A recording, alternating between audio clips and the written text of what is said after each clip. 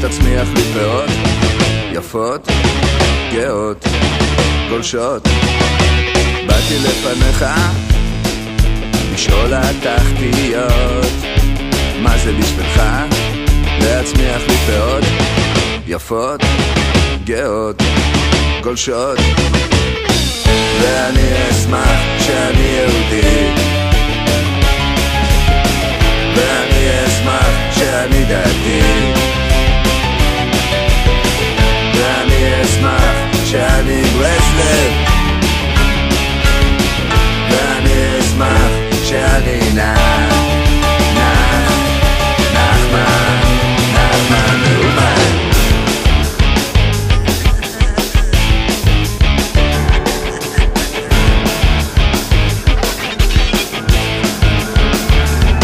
ואמר הקדוש רבי נחמן מברסלב שמי שיבוא אצלי לציון הקדוש